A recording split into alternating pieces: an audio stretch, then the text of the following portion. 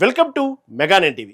రాజధాని కోసం భూములిచ్చిన రైతుల కన్నీరు, న్యాయస్థానాల చుట్టూ తిరిగిన సుదీర్ఘ పోరాటం, వాటన్నిటికీ ఎట్టకేలకు ఒక శాశ్వత ముగింపు దొరికింది.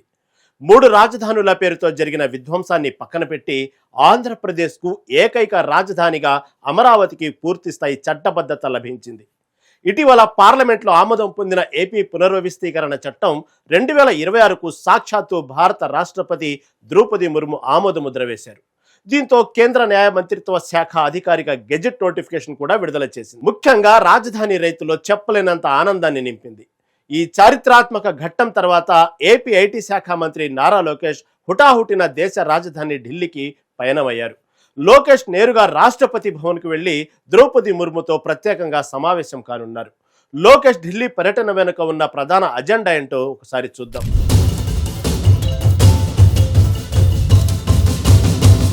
ఒక రాష్ట్రం అభివృద్ధి చెందాలంటే దానికంటూ ఒక పక్కా రాజధాని ఉండాలి.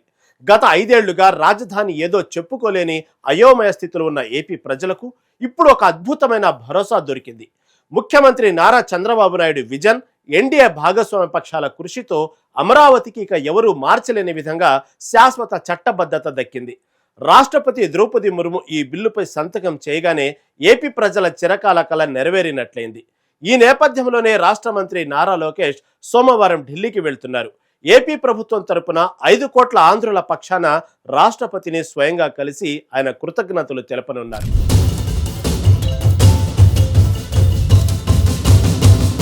రాష్ట్రపతి ద్రౌపది ముర్ము ఆమోద ముద్రతో ఆంధ్రప్రదేశ్ రాజకీయ చరిత్రలో ఒక చీకటి అధ్యాయం ముగిసింది. గతంలో వైసీపీ ప్రభుత్వం 3 రాజధానుల పేరుతో అమరావతిని నిర్వీర్యం చేయాలని చూసింది.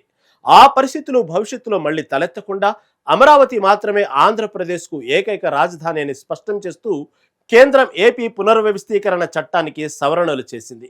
ఈ సవరణ బిల్లుకు ఉభయ సభల ఆమోదం తర్వాత రాష్ట్రపతి ద్రౌపది ముర్ము గ్రీన్ సిగ్నల్ ఇవ్వడంతో ఇది అధికారిక చట్టంగా మారింది. దీనిపై సోషల్ మీడియా వేదికగా స్పందించిన ముఖ్యమంత్రి చంద్రబాబు నాయుడు ఈ నిర్ణయం అమరావతి రైతుల త్యాగానికి దక్కిన గౌరవమని, ప్రధాని నరేంద్ర మోదీకి, రాష్ట్రపతికి ధన్యవాదాలు తెలిపారు.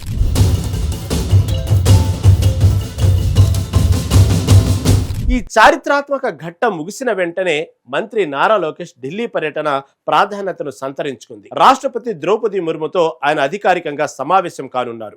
ఏపీ యువ మంత్రిగా కూటమి ప్రభుత్వంలో కీలక బాధ్యతలు నిర్వర్తిస్తున్న లోకేష్ రాష్ట్ర ప్రజల తరపున, ముఖ్యంగా అమరావతి రైతుల తరపున రాష్ట్రపతికి ప్రత్యేక కృతజ్ఞతలు తెలియజేయనున్నారు. అమరావతి రాజధాని విషయంలో కేంద్రం చూపించిన చిత్తశుద్ధిని, సత్వర ఆమోదాన్ని ప్రశంసిస్తూ ఈ భేటీ ద్వారా ఏపీ కేంద్ర సంబంధాలను మరింత బలోపేతం చేయనున్నారు.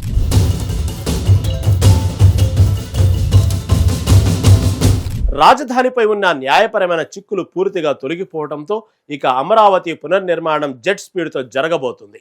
వరల్డ్ బ్యాంక్ సహకారంతో ఇప్పటికే 1000 కోట్ల నిధులు సమీకరించిన ఏపీ ప్రభుత్వం జంగిల్లా మారిన అమరావతిని మళ్లీ సింగపూర్ స్థాయికి తీసుకెళ్లే పనులు ప్రారంభించింది. చట్టబద్ధత లభించడంతో దేశ విదేశాల నుంచి బహుళజాతి కంపెనీలు పెట్టుబడులు అమరావతికి క్యూ కట్టడం ఖాయమని ఆర్థిక నిపుణులు భావిస్తున్నారు. ఆగిపోయిన భవనాల నిర్మాణాలు పూర్తి చేసి ఒక గ్లోబల్ సిటీగా అమరావతిని తీర్చిదిద్దే బాధ్యతను సీఎం వేగవంతం చేశారు.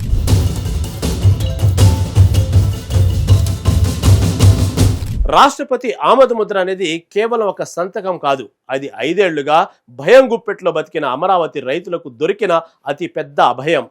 కేంద్ర ప్రభుత్వ సహకారంతో ఆంధ్రప్రదేశ్ పునర్నిర్మాణానికి ఇది బలమైన పునాది.